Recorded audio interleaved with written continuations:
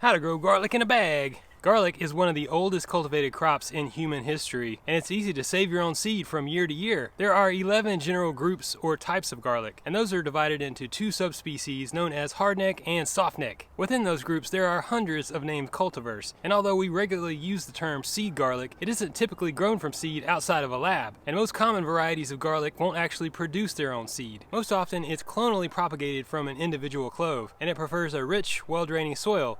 And for many years, I've grown it in a raised bed. This season, I'm experimenting with planting in containers such as smart pots. And in this video, I'll demonstrate how to grow garlic in a bag. What's up everyone, it's Scott from New Garden Road. I'm here to inform, inspire, and elevate you. Encouraging biodiversity and restoring habitat is my mission, one garden at a time. As with so many things in the garden, timing is everything. Garlic is planted in the fall to establish roots ahead of freezing temperatures, generally 2 to 3 weeks ahead of the first average hard freeze for your specific region. In areas with mild winters, late November is a great target time. Here in central Texas, the garlic doesn't truly go dormant over the winter, so if I plant it early, say late September or early October, I'm likely to get a lot of top growth, and there's a chance that that could diminish the overall size of the head of garlic that I'm trying to produce. Planting it later in the season should be just about right. It's going to grow a little bit more slowly, and as those cloves are triggered to bulb, things should come together really nicely. Let's go over some of the technical specifications for garlic. The area at the bottom of a head of garlic where the roots were is called the basal plate. This is truly the base of the stem central to the garlic plant. Break garlic cloves apart into individual cloves right before planting. As soon as you break them apart, they become a little bit vulnerable to drying out, and that can inhibit their ability to germinate and grow vigorously. Be careful to preserve that small basal plate on your individual clove, as well as any sprouts, and make sure you leave the skin on.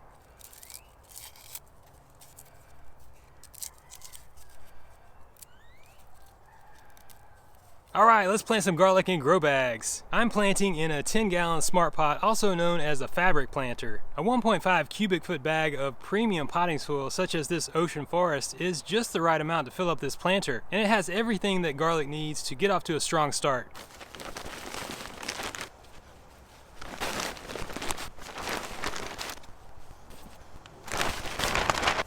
A 5 or 7 gallon size grow bag would work just as well, but you won't be able to fit in as many garlic cloves. Assure that garlic clove is oriented with the basal plate down, because that's where the roots are going to develop. Plant each clove 2 inches deep and 4 inches apart. Firm the soil over your planted cloves and add 3 inches of mulch. So 4-inch spacing is perfect for garlic. I want to show you this little planting grid for square foot gardening that I made, and it's based on 4-inch spacing. I can do 9 per square foot. I kind of thought it might fit in here nicely. Bingo.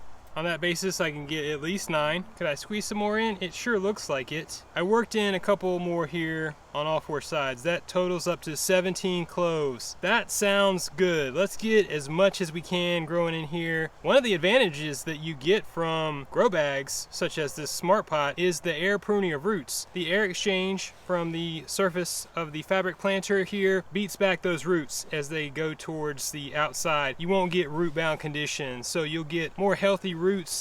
Yeah, I'm digging it. I'm simply going to use my finger, go down about 2 inches.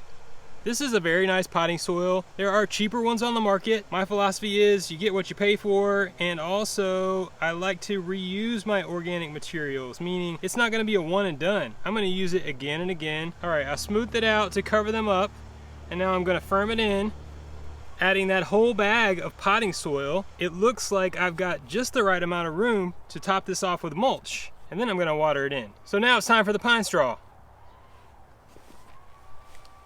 I really like to use pine straw. They're actually pine needles, but they will work great to keep weeds from coming in and stealing nutrients from your garlic, and it's going to act as a protective barrier for the roots of your garlic plants and those beneficial soil microbes. I really like pine straw for containers and raised beds because water passes through it really well. Sometimes when I use a hardwood mulch, it tends to cake and becomes impervious to moisture over time. So just keep that in mind in whatever mulch you have access to. I've got 2 bags that I want to plant up. The next one is is going to be more of an experiment with some amended potting soil. This is some reused potting soil. I revitalized it with some amendments and a little bit of fresh potting soil. I've got a video on that. I will link into the descriptions for you if you want to check it out. That is a good way to take advantage of all the organic materials that you have on hand. You might have noticed as I was breaking the heads of garlic apart, I was careful to select the largest cloves. That's because they will have the most energy and the best capacity to produce a higher yield. Some of these smaller cloves may produce okay for you, but it's likely going to be a smaller head of garlic. This is a second generation garlic that I want to grow over several years to produce the most robust genetics possible. So I'm carefully selecting the larger cloves, like this one here.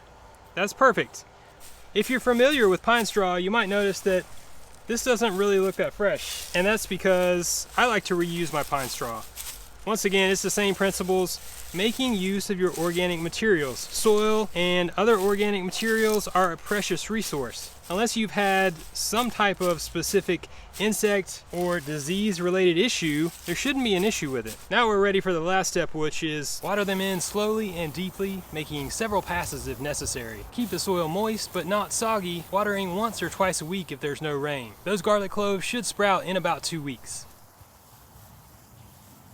Save your seed, and late next spring when you harvest your garlic, try and save some of those heads for planting the following fall. In this example, I'm planting a softneck variety called Enchelium Red. I planted these last fall, and I saved some to plant again this year. Garlic is pretty easy to grow, but sometimes in their first year they turn out small like these did. But I will say that the cloves developed well and they have an excellent flavor. After about 4 years of propagating from saved seed, garlic will adapt to the soil and climate conditions unique to your garden. So this garlic should grow larger each season as I continue to save my own seed. Okay, I want to highlight a few points about food garlic versus seed garlic. Food garlic is what you get at the grocery store. Seed garlic is what you get from a grower or order online from a grower. Food garlic is something that is produced specifically to be sold in grocery stores, while seed garlic is something that's cultivated in order to produce the best qualities. Store-bought garlic is often treated with growth inhibitors so that it has a chance to get sold over a longer period of time. You'll also be limited to the common varieties that we're used to seeing. And like I said, there are hundreds of unique and truly fascinating cultivars out there for you to try. Seed garlic undergoes careful genetic selection to ensure that it's free of pests and diseases. Seed garlic growers have a process called roguing. That means that they'll periodically go through their plantings, removing any of those specimens with less desirable attributes. On top of all that, organic garlic has more vitality because the focus is on healthy soil, and it's better adapted for organic growing without chemical intervention. Make sure you keep it rotated. Garlic is generally pest resistant, but crop rotation is still essential. Parasitic nematodes present the biggest threat, and basal rot is the disease caused by a fusarium fungus that's present in all soils. By employing a minimum 3-year crop rotation for garlic and other alliums such as leeks, onions, shallots, scallions, and chives, you're really doing the best you can. Hooray! Freeze Plains, you can do it! You can do it! Woo! Now check out more awesome gardening videos on my channel. Like this video and follow New Garden Road for weekly content. You can grow your own food. Keep it organic.